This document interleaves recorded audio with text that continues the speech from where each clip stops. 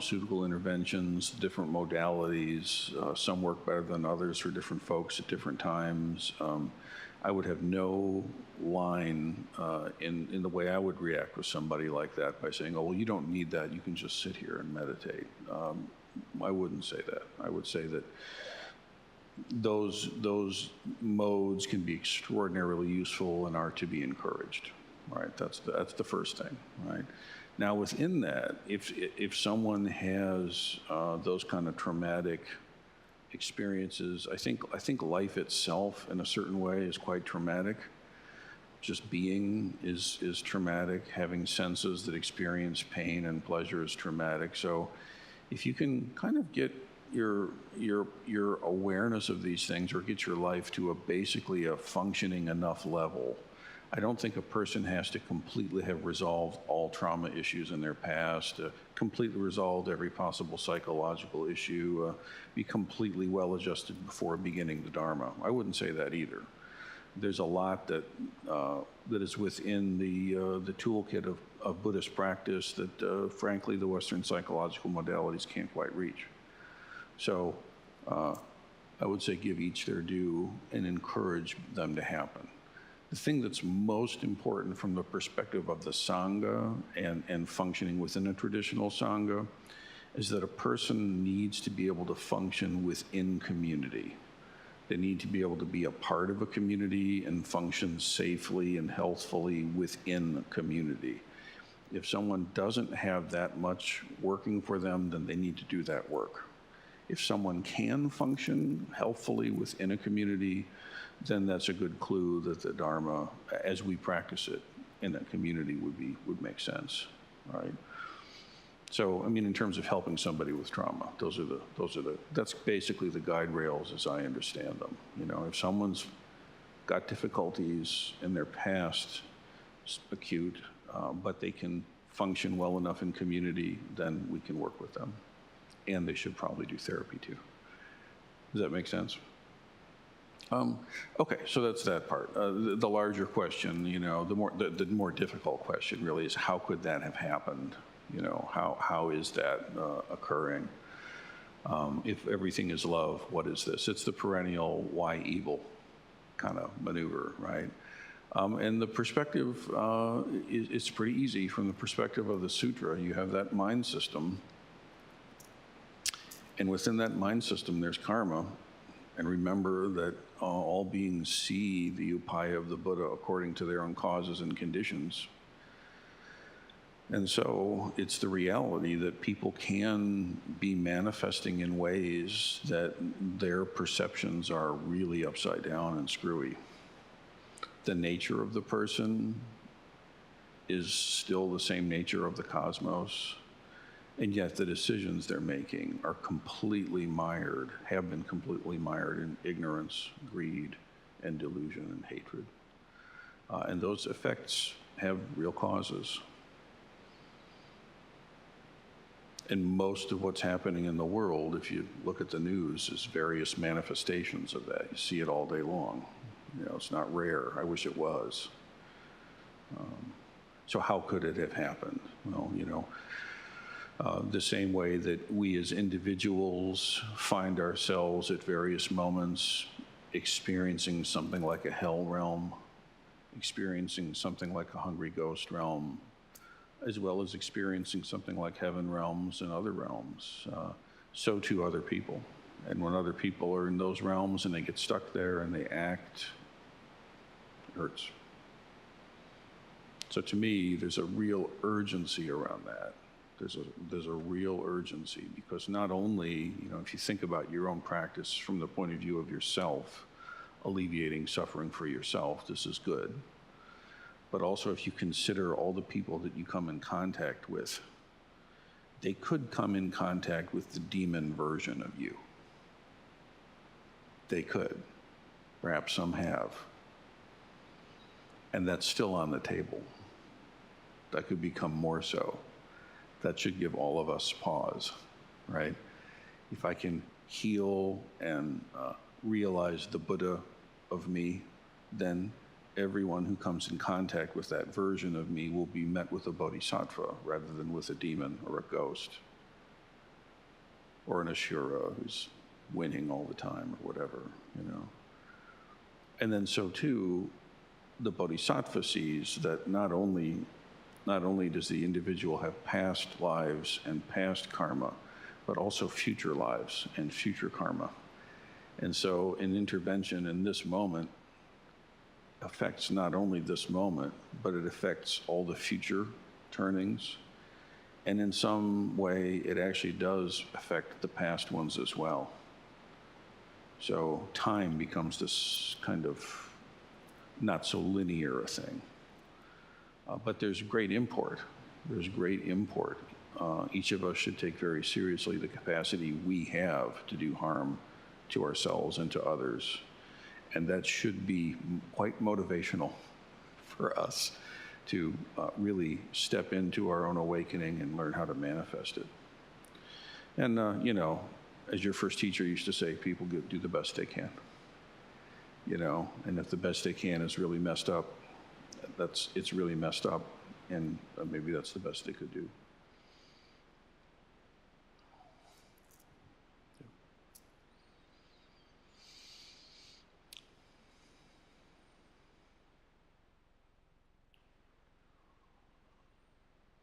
This morning, my name is Enmei. This morning you were talking about intention and that we should train ourselves to hold good intention, to verbalize it, you know, to keep it in our awareness. Mm-hmm. But then you also talked about keeping what we do purposeless. Yeah. And I'm not really clear about where intention ends and purpose begins. Like I don't know how to distinguish between those things. Sure. Well, what I would say is that, you know, in terms of training okay, it's all upaya. It's what skillful means, right? So when you set intention, the practice is that before you begin anything, you engage in the thing mindfully. You engage in the thing with right view. It's an opportunity to kind of tune the guitar before you start the count off and start playing, okay? But once the tune's playing, I'm not sitting there like just tuning my guitar the whole time. Now we're playing. So one sets the intention, and then it's complete, and then now you just completely engage in the thing. I don't have to manufacture some felt sense of the intention as we go through the maneuvers, or as we do whatever it is we're doing. So set the intention, kind of like set and forget. Set it, and then now merge with the thing. So for example, if it's in Samu during sesshin, caretaking, during retreat, we set intentions, we get our jobs, and then you just do the job. You be the job. So if you're sweeping the zendo, you don't want to, with every sweep of the floor, I would say, you don't want to be, for all beings I sweep, for all beings I sweep, for all beings I sweep. This could become quite obsessive, quite compulsive. It could become that would actually end up coming between one and the sweeping, let us say, right? So you set intentions very clearly and then just sweep the thing, okay? And then the effortless effort has to do with, if you completely become the activity, there's no you doing it. So the effort comes when there's a me and an it. Then there's something that I have to do to it, or to affect this change, or to sweep that floor. The effortlessness comes, the purposelessness comes when you merge so thoroughly with what's happening that there's just the activity of the universe itself. And the universe doesn't even have to know anything about it. There's no ticker tape going along. See, it's the intuitive Dharma eye lined with the feeling, lined with the thinking, creatively expressing the manifestation of ordinary life. So in that sense, what does purposeless mean? It doesn't mean that there's no purpose, ironically. Yeah, we sweep the floor because it's dirty and needs to be cleaned, right? But the activity of purposeless action is not eroded with goals or doing. So as a training method, setting intention is kind of like a run the mind system through with good, clear intention, cultivating compassion mind, cultivating presence, and then just do the thing, whatever the thing is. And then when the thing is done, what we do is we dedicate the merit of that. And again, it becomes a conscious activity. And the guidelines are, in general, you dedicate the merit to all beings throughout space and time, because that is the Bodhisattva's vow. But it also is wise, I think helpful, to dedicate the merit of whatever happened to kind of the folks that lack it or suffer from the lack of it, whatever it is. You see? So if I'm preparing a meal for my family, I'll dedicate the merit, or I'll set the intentions that I do this with joy and with love and for the sake of all beings, let's do this. And then just cook the thing. And then after the meal, it's good to dedicate the merit of that meal to those who in this moment are feeling alone, or are feeling unconnected or are unfed, as well as all beings throughout space and time. So what this does is this trains the mind system to know what you're doing and know why you're doing it, and to not hoard anything, not collect. See, it's fine to enjoy the pleasures of a meal, let's say, but it's not fine to hoard it, to cling to it. So on behalf of those who this day have lost their sense of taste, or are reduced to taking nourishment through a tube, may the pleasure that I experience in this meal in some way go to satisfy them. Does it make sense? Yeah. So it's kind of like there are different modes of training, and there are different methods of training for different aspects of ourselves. You want the heart to be well trained.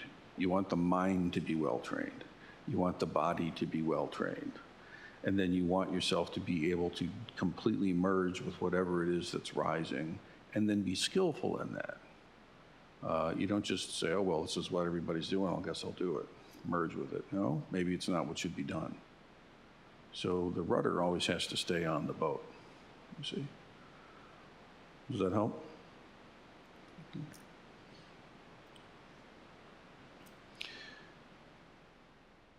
Kensei, please. My name is Kensei. I really appreciated all the teachings, but about the upaya, the differentiating that from more sort of a mechanical thought process, and bringing in the purposelessness. Because I think I have maybe more of a mechanical mindset around it, and maybe that's reflected in my question. When you, like, basically, can upaya be wrong? I mean, if you have a good intention and you feel like this has arisen from your intuitive mind, and then like the whole thing blows up. Oh yeah, sure, I know that one. So was that upaya, or was that something else? Yeah. I mean, okay, so the Buddha, right, there he is, and his old kingdom, the Kashyapa clan, they're kind of having this border dispute with the next guys over, whatever. They're warlord tribal whatevers, and they're doing the thing, and can you intervene? Sure, I'll intervene. He goes and puts himself in between these two warring factions, and they stand down and back down, and the battle is averted for the moment, right? And then they start scuffling again, and okay, oh, hey, Sid, can you come and help out? Okay, and he comes in, and they back down again, but it's just for a minute, and he knows this isn't doing anything. This isn't working. They ask him a third time, and he says no, and he sits and watches from a distance, and the battle occurs, and the bloodshed happens, and one of them wins, whatever, So were the first two times a mistake? Because you could say, well, clearly it didn't work. He should have done the first one the first time. And here we have to understand there's a big distinction between coming from the Dharma eye and some kind of doctrine of infallibility, let's say, to pick a word. This is not infallible. This is not omniscient. This is not beyond unexpected consequence, okay? The thing that we can really touch and own and work with is the intent and the intention. And we can develop the ability to listen to our intuitive mind as well as what we feel, as well as what we think. And we can learn how to greater and lesser degrees, have our upaya meet the moment we're in. And you can do all of that to the best of your capacities, and it can still just blow up and be completely problematic. It actually doesn't mean that you did the wrong thing. It may mean that, but it also may mean that this is not the outcome that you expected, but this is exactly what needs to happen. That's also possible. And you won't know. You can't know. There's no way to get inside the innumerable karmic causes and conditions that have given rise to whatever the situation is and perceive them all from all 20 dimensions of awareness. It's not possible, right? So really, the only thing we can really sort of hang the hat on is authenticity. Am I authentic in this? Am I really engaging this with right view and right intention? And then be very quick to apologize and to make amends and to clean up the spilled whatevers and do everything we can. But if I waited, or let me say it differently, if I stopped because things didn't come out the way I expected, then this would not be happening. For example, parenting. I'm not just going to stop parenting because, well, this didn't go the way I expected once. That would be worse, right? So, and this is part of why the wisdom of the Sangha is so important, because every one of us, myself, my teachers, sensei, all of us, the priests, shokan students, those who've taken refuge formally, we can all kind of get it wrong. And we need each other to help feel where, what needs to be done, what it is. See? I think there's a great danger in anybody who starts feeling that their particular expression is too conflated with omniscience or all-pervasiveness or things that others might consider to be miraculous or spooky, and therefore they're infallible now. And it's just like, no, you're not. Do you know what I mean? So two things. One is we can't know that what the blow-up was isn't actually good. We know it's a blow-up. We know it doesn't feel good, but we don't know that that isn't exactly what might very well needed to happen, right? And we also can't know all the various causes and conditions that went in. So what we can know is, are we being authentic? Are we being clear? And then are we in contact with what's going on and willing to say, I'm sorry, and to reconnect and rework things? Does that make sense? In the sutra, it does at various points say that the intuitive mind is without error. And if you take that literally, you have to understand what that means, in the sense that what your intuitive mind shows you is exactly what you need to see at that moment. So for example, if you're in koan study and your Dharma eye shows you a response that gets a laugh and a quick ring of the bell, does that mean that your Dharma eye is not trustworthy? Because after all, it was wrong. No. What I would say is that chuckle and a quick ring of the bell is probably, well, in fact, exactly what one needed. So the process is doing exactly right. You're doing the process. It's just not what you kind of would like it to be, perhaps, in a given moment. You know what I mean? But the process is actually doing great. So there's this ease that comes from not feeling like I have to manage all the results of everything and keep everything straight. That's not possible What is possible is to feel my center, my heart, my thinking, and actually move authentically. And then keep your eyes open, keep your heart open, keep your feet on the ground, please. Right? And take in what's going on. In this way, we attain to literally using all the ingredients of our life as feel for and expression of the Buddha Dharma. So from that sense, that can't be wrong.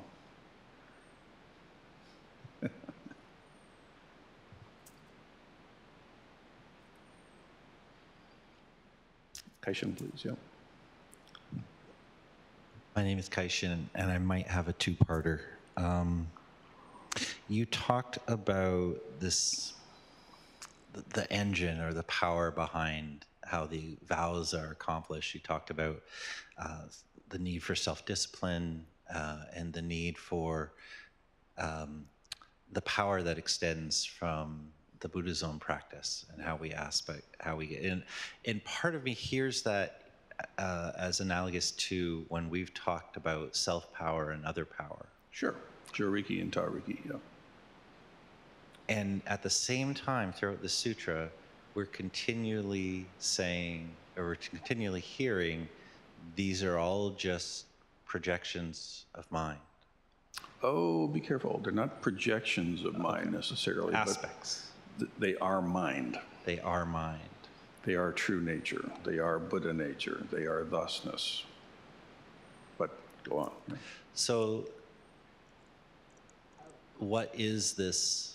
Is there, from the perspective of the sutra then, is there an angle where there is no distinction between self-power and other power? I would say in spots and in moments it can feel very much that way. In the same way that, there's your robe and there's the Buddha's robe and there's only one robe. It's very much like that in terms of your own subjective experience. Remember that your own experience can only basically tune into one frequency at a given moment of mind, right? So at a certain instance, you might well have a felt sense of your own self-effort. And this can be wholesome and upright and needed. You may also have a sense of the power of the Buddhas and Mahasattvas putting wind in the sails, and this can be wholesome and upright. And you can also have experience of having no sense of either of those because you're so firmly mushed and merged with what's going on that there is no self or other. And that can be wholesome and upright. None of those is individually the one you have to find and make stick. They are different modes that at various moments are correct in their arising. Likewise, one can have a sense of one's self-power that is completely pathological and unhelpful, and this is not correct. One can have a sense of giving power over to the great Buddha or whatever that is completely pathological and not correct. It never will be correct because it's wrong views perspective on this. And in the same way, actually, there's a way for one to just merge into what's happening in a way that is not correct, where you just let the guide rails go off and this is not correct. See? So, and correct meaning, does it add to suffering or alleviate suffering? So this is adult business here. This is one has to be very, very attuned to what mode one is in and in the correct way of how to think about it. And when I shift back to the wholesome versions of these, they go in and out really fast. You don't spend weeks in one mode and months in another. It's not like that. We're talking nanoseconds of mind. So within the space of my answer to this question, let us say, there's been many, many moments of this where I've disappeared into this, just the moment. There's moments where I'm doing a thing, and there's moments where I'm relying on Buddha's power. And it goes, and it's all occurring. So they're not these big blocks. I think when we first encounter them, they might feel like big blocks, big chunky blocks that are really distinct from each other. But they're ultimately, the awakened mind is more and more fluid and more able to just move with what needs to happen in the moment. And all these different modes are quite naturally kind of self-regulating, I would say. In training, it's not like that. In training, you have moments where you're going to like feel this. Okay, now feel this. Now feel this one. And we keep doing that. Koans are like this. When you enter a koan, I'm talking a full koan now, like as in the gate, the gateless gate. When you enter into a koan like that, there's a mode, sometimes a few in a single case, but you enter into that as a method of training and development and increasing one's sensitivity and facility. But one does not solve this koan and then put it in the rearview mirror and move on. Rather, one has now gained a deeper entrance into these modes that one continues to deepen. Does that help? It does. Can I try to see if I followed too, though? In the mode where my power is doing the thing, in the mode where there is other power, that is the wind in the sails, and in that other mode where there's no knowing any of that, it's just unfolding. All three are just different expressions of that brute nature, Buddha nature, Yes, love. that's correct. They're all experiences, okay? So everything in the dream is of the nature of the dream. When you're dreaming, whether you're having a good dream or a horror show, everything in that dream is of the nature, of the same nature, by simile and analogy now. So when you're sleeping and you're dreaming of a bright sunny day, where does that light come from? Right? So the nature of the light, the nature of the other characters in the dream, the nature of yourself as observer or participant in the dream, the stuff of all those different things is the same. So in the same way, there really is nothing but Buddha nature. It's really all just what is seen of the mind itself. And it manifests in these different modes. There's another aspect of the tradition that addresses this quite directly. It's called Tozan's 5 ranks, the 5 ranks of Master Tozan. And that's very much towards the tail end of training. But this is an ongoing, area of development, I would say. The main thing is to realize that many people will kind of lean naturally to one or the other. And one has to be very careful about that, because if you continually lean into one mode that feels right, the reason why it feels right is you're used to it. Therefore, it confirms to your past experiences. Therefore, we say, oh, that's good.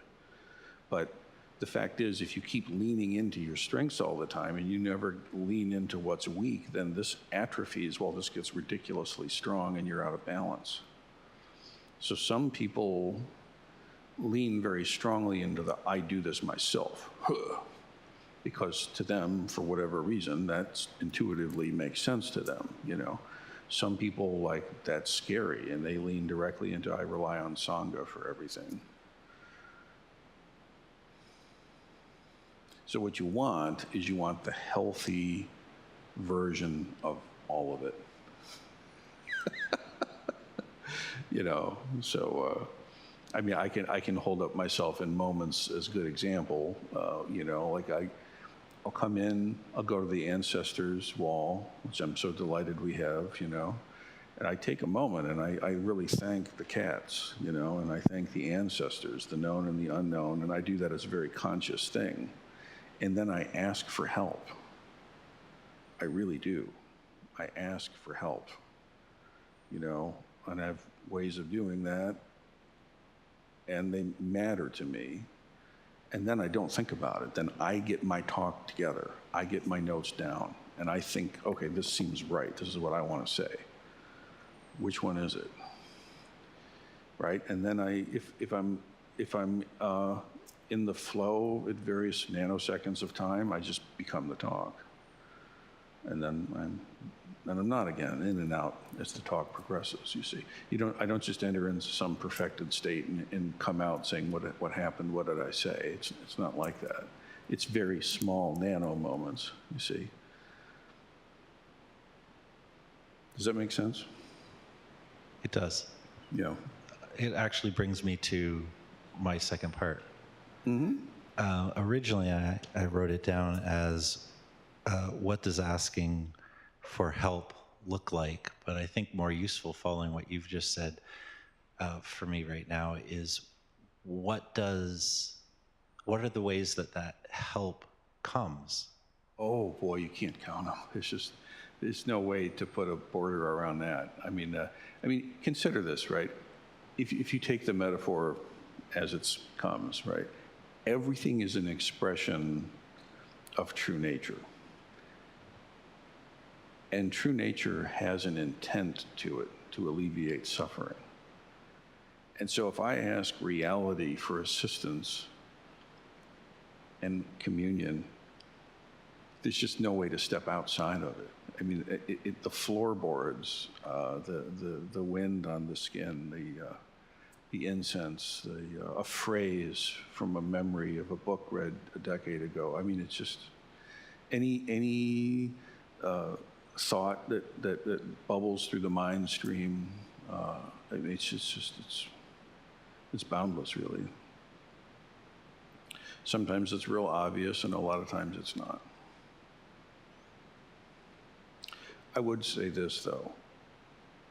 When asking for help from the Buddha or the Dharma or any of the Mahasattvas, I advise you to ask that the causes and conditions of the obstructions to your practice be removed.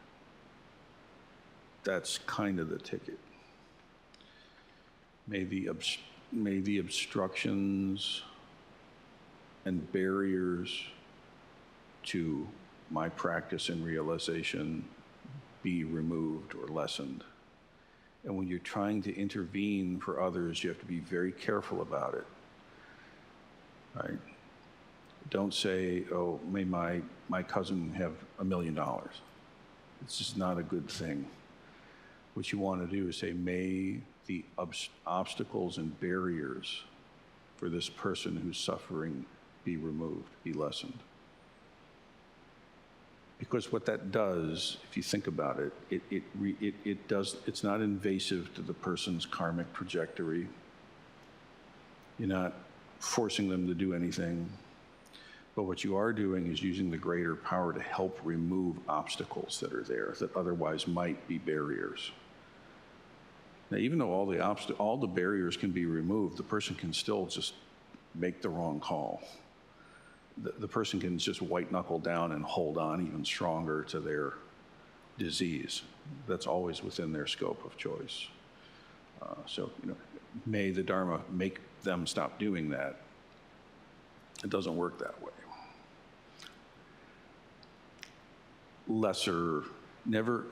How do I say it? Never petition anything that isn't a fully awakened being. That's how I say it. There are spirits, there are lesser spirits that would happily intervene and prove it to you so that they have access to your inner experience. No matter how enticing, no matter how powerful it may seem to be, do not play around with that stuff. Just because a being seems to you at this moment to be a spiritual and therefore more advanced, they're not. They can be just as deluded and trapped in samsara in a subtle body as we are in a coarse body, so to say. So if you petition a Mahasattva, or if you connect with Tara, which I recommend, or Manjushri, any of them, if you have your orientation towards removing barriers so that you can then do the thing, this is the Goldilocks zone. Does that make sense? Yeah. Is that everything in there for you? Okay, Bujo. And then I want to see if there's anyone online after Bujo. If there is, we can try. But, oh. So is there anyone on Zoom who would like to chime in here and give a prompt? George, please. Yeah. Hello, my name is George. My question is, when and how do I draw the line setting intentions? In other words, do I set an intention when I pick up a fork, when I start my car, when I rake the lawn? Yeah. It can be everything. Yeah, I get you. You know, George, there's two different things. There are mind training slogans, and then there's setting intentions. Okay, and they can be the same thing. They can be different. A mind training slogan is something that is designed as like a gatha, like the gatha on opening the sutra, so that when this thing happens, you use this mind training slogan to bring yourself to the moment you're in. So Rinsen Roshi famously created his gathas on taking a shower or taking a nap or raking the leaves perhaps or whatever, okay? And that's a little different, you could say, or maybe the same, depending on the gatha, is setting the intentions. Maybe they're largely the same. So there's by scale and by degree, okay? The gauge, how do you know where the needle is are we suffering more or less? Are we deepening our practice, or are we creating barriers for ourselves? So there might be times when an individual person is really benefited because they're in some intense place. They might be really benefited by having a kind of a whole host of those sort of intention setting triggers to help them stay kind of on the wagon, so to speak. You could say that when you come to sesshin, it's just filled with those.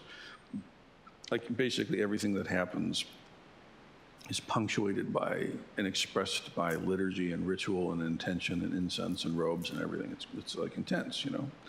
But I wouldn't want to live my life like that way all the time. I seem like I live my life that way quite a bit of the time, but not all the time. So then on the other hand, there could be a time where, you know, the thing you need to do is just relax and enjoy your day and go through it, you know. There are some minimal ones that you'll see, like whenever something important is happening, or when the Sangha gathers in a particular way, we do it as a means of training. But you could see where it could turn into rumination, and it could turn into OCD, and it could feed into a pathology that for some practitioner is not helpful. And that's where having a teacher is really important. You've got to have a living Buddha who can help kind of discern together what is and isn't skillful at a given time. And as far as it goes, I mean, what one's practice looks like will vary as one develops through the stages of training and as life circumstances ebb and flow. There are times where a particular mode of training is exactly right, and that same person at a different time, that mode of training might actually not be right at all for them. And so that's why having a teacher, having a living Buddha, one who's human, that you can interact with and you can interface with in a human way is absolutely critical. Let's see. Does that make sense, George? Yeah. So like, for example, like we're both guitar teachers, right? So you're trying to help Junior like figure out the fretboard. Well, you got to get your scales together. Like you can't not do that. You have to do that. So, okay, you get your scales together. But at a certain point, if Junior only plays their scales up and down all the time, when they go to play, they're just going to play scales up and down because that's all they've been doing. So at a certain time, it's like enough with the scales. Let's get some vocabulary now. It's a different skill. They nest. And then that same person, maybe 5 years later, will realize there are things about their basic scale they didn't understand yet and they want to, so they dip into the deeper level. So it ebbs and flows. And how can you tell? Well, what's the music sound like? They're very much like this.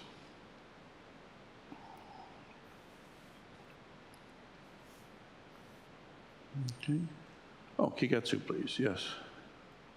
Hi, my name is Kietsu, and yesterday I was part of a decision to invoke the power of medical proxy and hospitalize somebody who desperately did not want to be.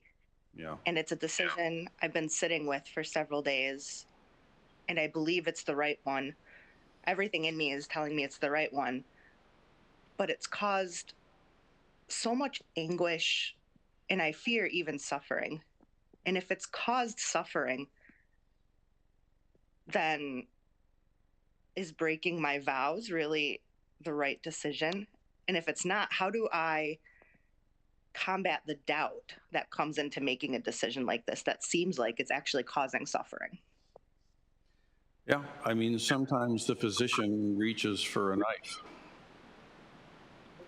and injures healthy flesh to get at something that needs to be dealt with. And from the perspective of the skin, this is a huge mistake. This is not correct. But from the perspective of that tumor, let's say, that needs to be removed, it's exactly what needs to happen. So the surgery is going to suck, and the recovery time is going to be a drag, and you know, you got this scar now, and what the hell. But from the larger perspective, you're alive to see the scar, and congratulations and good on you.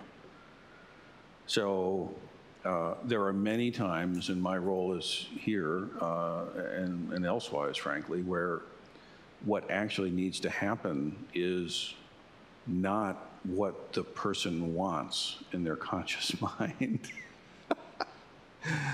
And yet it's exactly what needs to happen, and it really does.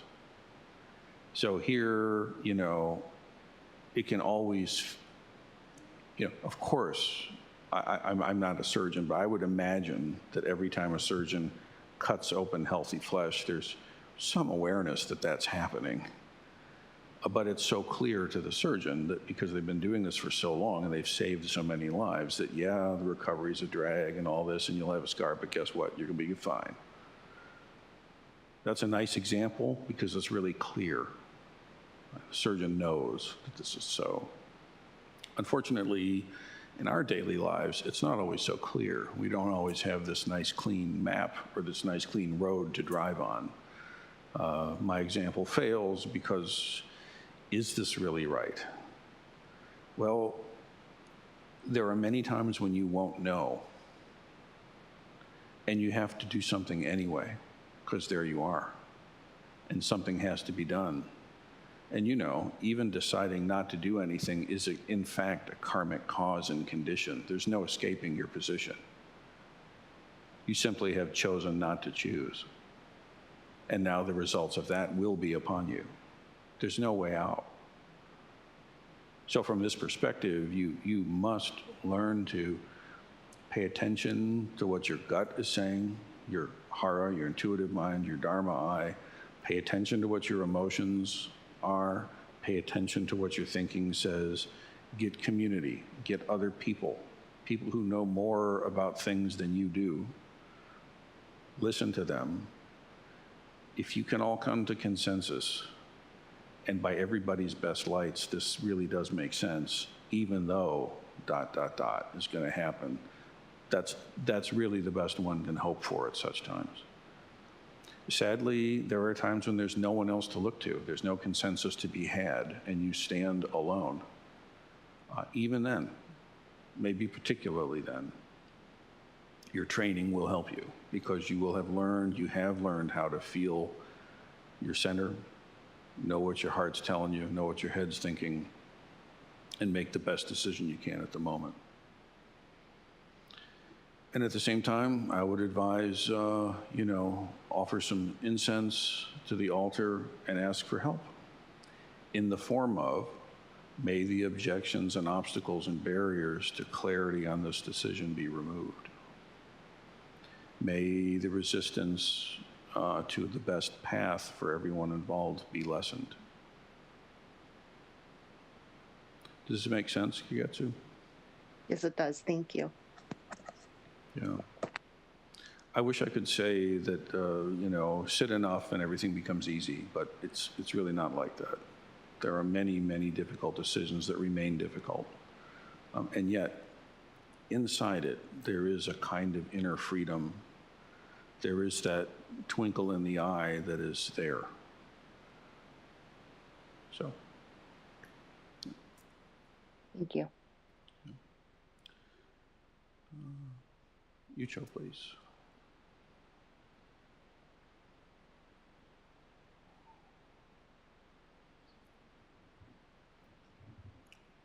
My name is Yucho, and I remember when we were first starting on this path of exploration, you had cautioned us not to attempt to fit the teaching into some Western modality that was already familiar to us. So I've been very conscious of that as I've been listening.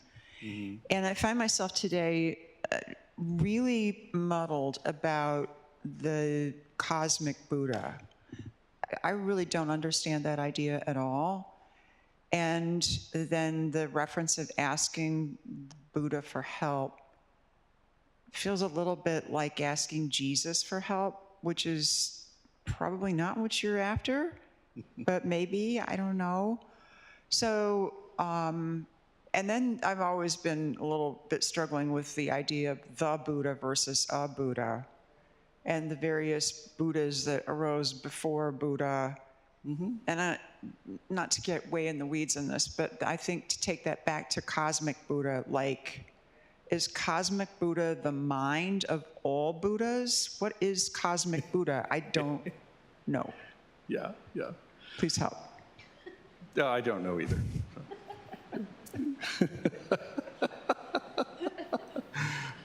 I can say a few things that might be helpful, but no, that's not knowable either, and I'm very okay with the not knowing, What I know is that the sutra is bringing to our attention that you're not alone in this. And there's a way of relating to your life where you think you are. And that way of relating to your life causes suffering and is not complete. Of course, from a certain perspective, you are very much alone in your life. Don't kid yourself. And it doesn't matter how many people are around you or not. That's not the factor. But from another perspective, the sutra asserts, you're never alone. We need to appreciate that fact as well. So, some language, some words, some images that gesture towards an individual person's experience of this will vary according to their disposition, their history, their condition, causes and conditions, right? And at any given point, there'll be certain aspects of the sutra that are more compelling than others.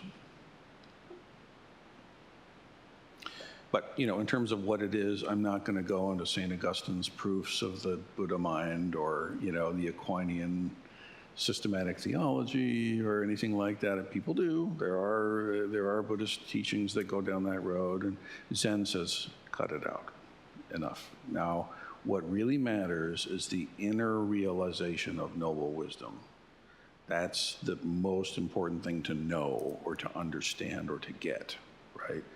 Is to actually see into your own nature. And what the sutra says is that nature is exactly the same as everything else. So whatever that cosmic Buddha is or isn't, it's you. So if you want to understand what that massive cosmic Buddha thing is, realize yourself. The mind stream that tries to categorize, discriminate, and parse out, well, what must be this? This is not possible. I don't believe the human mind is capable of actually comprehending infinity. You know, like the universe is vaster than my brain here can like make an accurate representation of. It's not possible. I can have a sense. I can have some feeling. I can have some relationship to the vastness of space in some way, but I can't credibly put a fence around it and know it. So in a very real way, the path of the mystic is the path of not knowing. And yet the foot goes here, and the next foot goes there, and the next foot goes there. And this conversation happens now, and it looks this particular way, you see.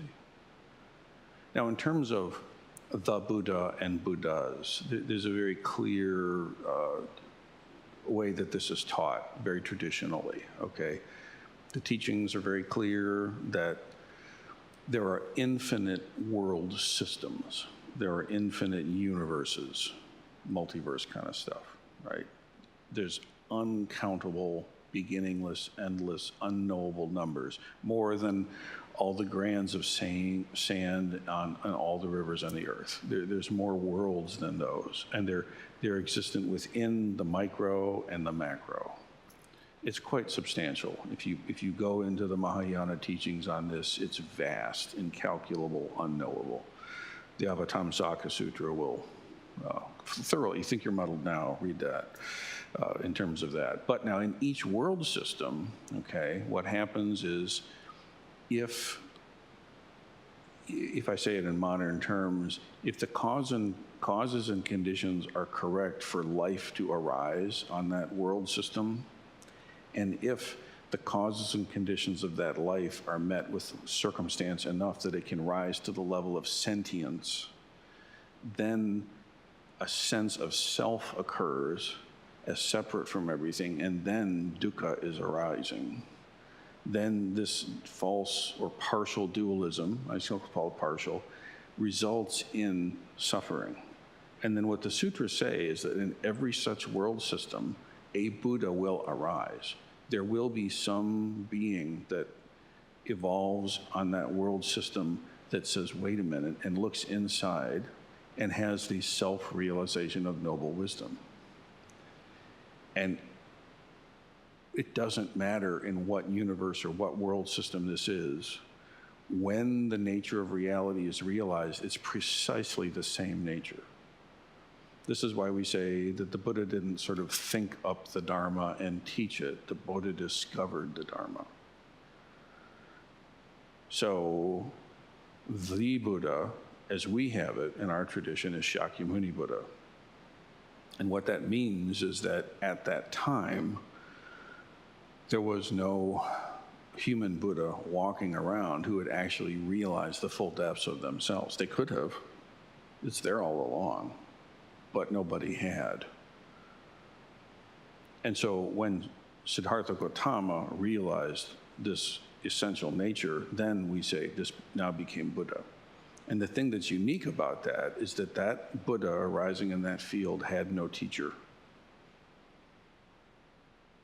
That's unique. We say, the tradition says that that Buddha had many, many, many past lives, many, many prior births that were accruing merit and getting this Buddha to that point. I spoke earlier about the prediction of awakening. So that stuff is in the tradition, it's all said there. But still, that person, that creature, entity, or whatever it is, has to realize it. And once they do, they realize precisely the same thing that every other Buddha in any other world system, time, or age realized. Thus, the Buddha and the Buddhas. But now it's very interesting. See, like I say, my robe is a participation in my teacher's robe, and my teacher's theirs, and stuff to Shakyamuni. Well, in the lineage chart, it doesn't start with Shakyamuni. There's 7, I believe it is, historical Buddhas in this world system that are said to be, 100,000 years before, 250,000 years before, 1,000,000 years before, whatever. I mean, it's just like into the mists of untold time. So it kind of gets into, ancient alien theorists consider, but the way the tradition expresses this is that a Buddha will arise, the Dharma will be realized, that Buddha must be asked to teach. This is an essential component of it. If a Buddha comes to realization and no other being asks for the teachings, they will not occur. So this is absolutely essential that the asking for the teaching happens. I mean, I can imagine the tragedy of a world system evolving to the point where one of the creatures actually realizes and no one else is evolved enough to ask for help, and that's that until the next go around. That's amazing, right? So in our tradition, the way that shows up is the stories are that Brahma, the king of the gods, then came down and asked for the teaching. And that's there for a reason. I mean, take it literally or take it as a story. The point of it is there has to be an ask. See?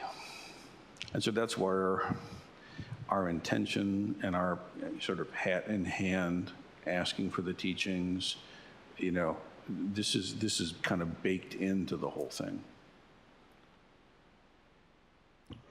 So when you counsel us to ask for the Buddha's power, is that a kind of asking of all of those Buddha they're all the same. energies? Sure. I mean, what I would say is I don't ask for the Buddha's power to be mine. What I ask is for help. So, but yeah. I mean, if you really get into it, there's only one reality.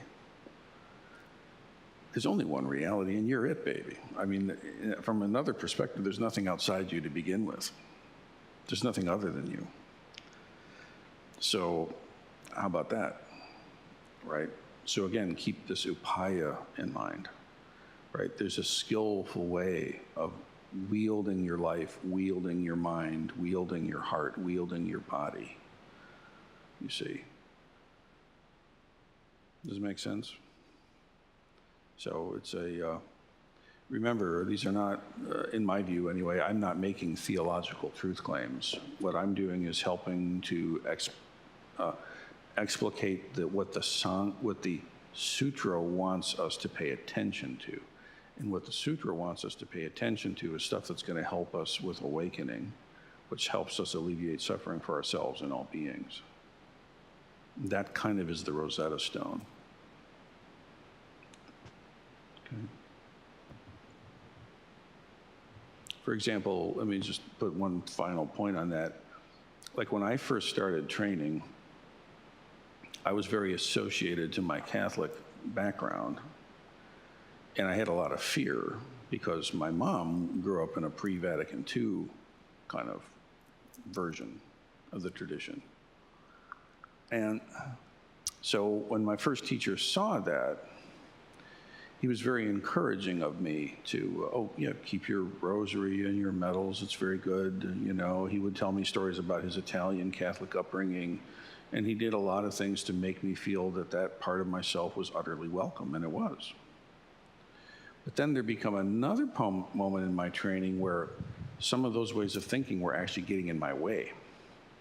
They were no longer, serving me, as you hear, right? And it was really true. It's like I had to let go of needing to be the good little obedient boy to be something different than that. And so at that point, the teacher's like, you need to let go of that stuff. Now, if he had said that to me when we first met, it wouldn't have been correct. But there's nothing wrong with Our Lady of Mount Carmel. She works for you, it's fine. Does that make sense? Ujo, no?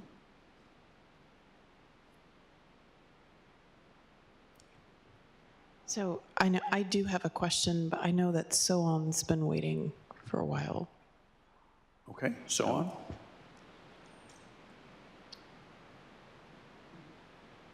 Okay, hi. My name is So-on. Earlier you said saturate your mind stream in good solid Dharma, also your body and your heart. to be more and more informed so we can perceive the Buddha Dharma correctly. Yeah. Now, the term Buddha Dharma, Yes. like I've always, whenever I hear that, it always like brings up a question. What is that exactly? Is it the Buddha or is it the Dharma? Yeah, I understand. So Buddha Dharma, the Buddha is not an adjective describing the Dharma. It's not the Buddha Dharma as opposed to the Hindu's Dharma, or the right Dharma as opposed to the wrong Dharma, or something like that. This is not what it means. Buddha Dharma is one with aspects. So Buddha is, let us say, emptiness. Dharma is form. So Dharma is the individual expressions, multitudinous particularity. This is a stick, that's a paper. That's a foot, that's a clock. Those are all dharmas. Dharma, dharma, dharma, dharma.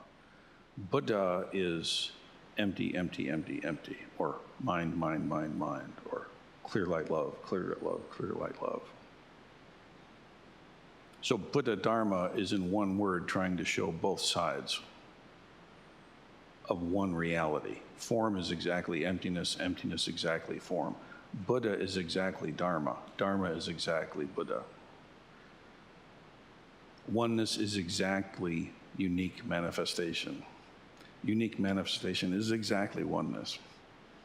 And yet there is oneness, and there is unique manifestation. Does that make sense? Yeah, that clears it up. Now, there's different understandings of it. If I just say the Dharma, you should study the Dharma, that's more referring to the teachings.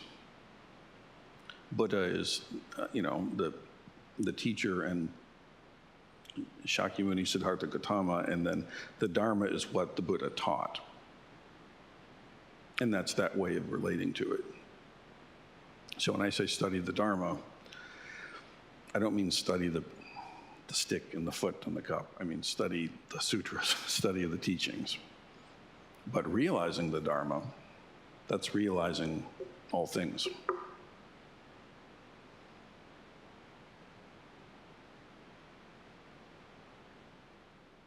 Okay? Yeah, saturating in the Dharma. What did he say? Saturating. Oh, saturating, yeah. Yeah. Correct. Well, this is where, the mind stream, the eightfold mind stream actually needs to be saturated in wholesome thoughts. You have to think straight. You have to think clear. Wholesome, virtuous, right? And you have to also be able to see the limits of that and not try to make it do something it can't do. So trying to understand the totality of the cosmic Buddha, for example, I mean, you could do dissertations on that and miss it thoroughly, but you can understand the basics of right view. Okay. Bujo? Yeah.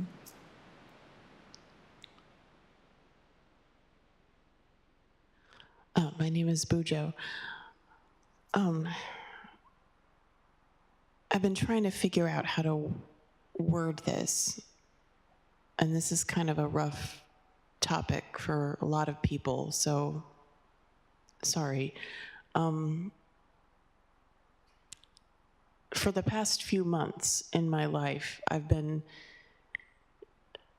trying to help someone who, is suffering from dementia, and just, trying to get someone to eat and to use the cane so they don't fall and to not walk in the street. And it's just like not an autopilot, but it's this drive but then, on my part, I feel like at a basic level, most sentient beings have a drive to keep themselves alive. Depending.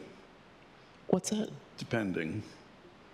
Right. So we spend a lot of our time and energy trying to facilitate that.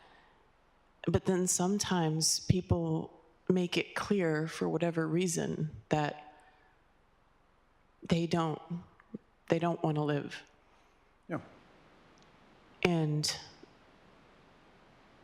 it's so, I mean, on the one hand, I grew up being taught Jesus will hate you if you if you kill yourself. That is like the worst thing you can do next to killing someone else. Like, you will burn in hell for that. So I don't subscribe to that anymore, but I'm realizing that the karmic imprint of that is perhaps still there, and it's this terrible thing. But just like you've been saying all day,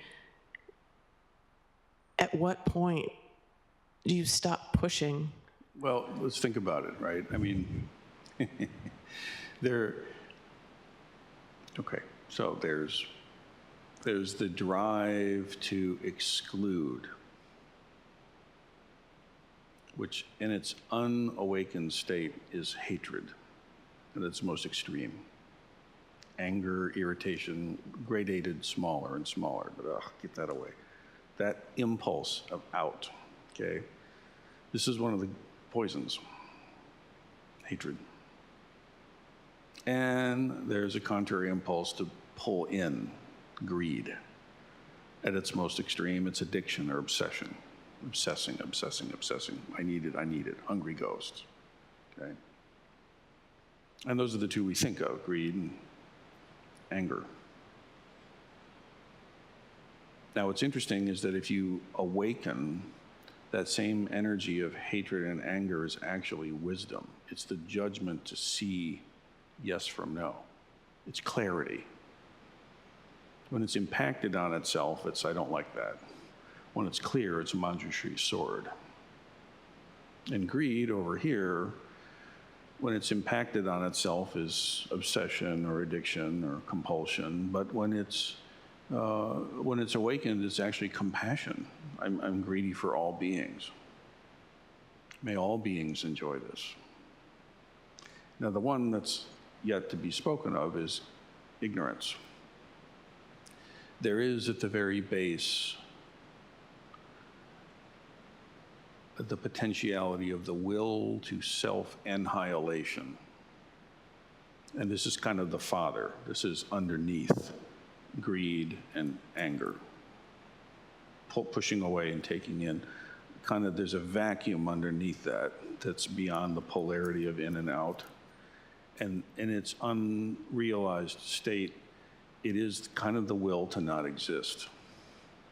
And that typically shows up in like a raging apathy, like just not caring, like you can't taste anything, you don't feel any attraction or any negativity, you just kind of feel nothing, it's numb, right? Just like there's hatred scaled down to anger, scaled down to irritation, scaled down to a little bit peeved.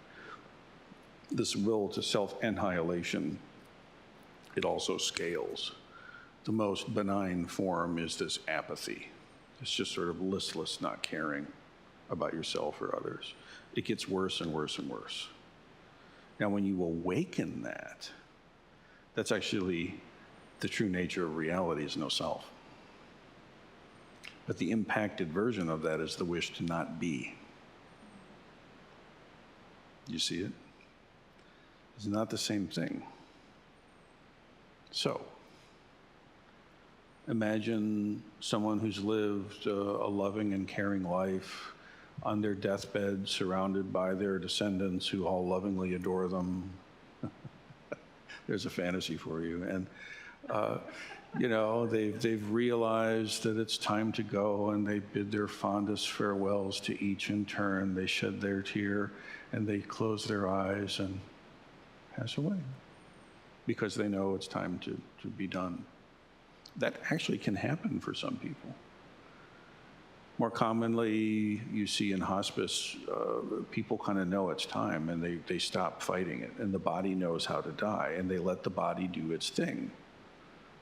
My teacher would say, trust the process. So is that trusting the process at that end of life? Is that against nature? Is that somehow a sin to, well, consider a star, when the star pulls itself in and then flings its guts to the cosmos. Is this against nature? No, it's the very stuff of nature itself, in fact. The iron in your blood that keeps you moving is forged in the bellies of stars that killed themselves, in a sense, for you. There are stories of awakened masters that feel that it's time for them to move on, and they call their disciples, they give some final teachings, they write a death poem, they put themselves in posture, and they literally shut themselves off. This is documented. This is not myth and history, fable. This is history. People can do this. Is that a sin? Is that absolutely wrong, or is that a good exit? Intention, right? Intention. So, writ large, if someone has the will to not exist, but it's manifesting in ways that are clearly expressions of suffering, that's very different than someone who knows it's time, and they embrace it, and they express it fully. On the surface, you have two sentient beings or two people that have decided it's time to be done, but it's completely different karmic manifestation there. Does that make sense? So in terms of trying to intervene with someone else, now you're really in the soup. Okay, because this other person has autonomy. They have their own karmic causes and conditions. They have their own process that's going to unfold. The best that we can do, that any of us can do, is to intervene in ways that seem by our best lights to be helpful. And you have to really be willing to take your hands off the wheel for like what the results are or how it works out. You can't control all the variables. You know, the best you can do is when you're there, do what makes the most sense. You do everything you can to help, but you might do everything you can to help and be unable to fundamentally alter the core causes and conditions of this suffering sentient being's trajectory, despite your best and most forthright effort. In the same way that the Buddha said, all right, you guys go for it. And he sat back at the top of a mountain under a tree and cried while these cousins really slaughtered each other over land claims. He couldn't do anything about it. When he could, he did. When he couldn't, he practiced grief in that case. So I help as much as I can, and I really do. And then I'm not attached to any results because it doesn't matter, it doesn't help.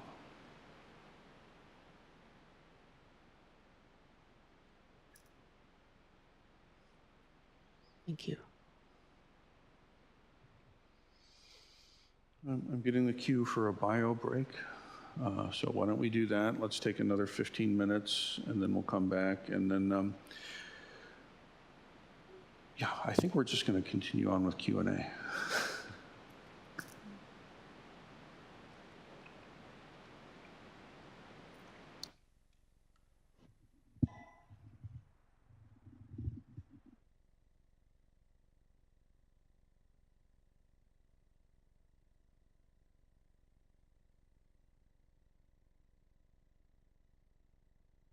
Recording stopped.